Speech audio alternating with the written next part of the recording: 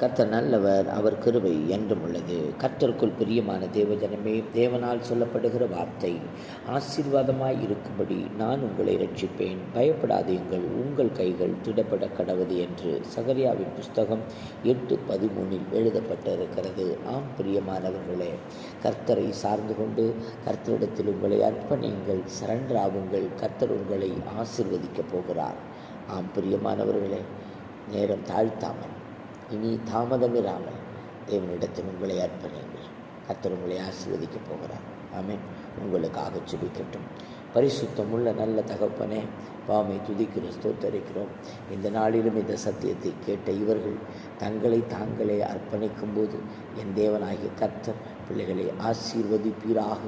அவர்கள் சாட்சியாய் வாழ்வதற்கு தேவன் கிருபை பாராட்ட வேண்டுமாக. ஆமென்றும் ஆமேன் என்றும் உடைய கரங்களில் ஒப்புக் கொடுக்கிறோம். பொறுப்படும் இயேசுவின் நாமத்தில் பிதாவே. ஆமென்.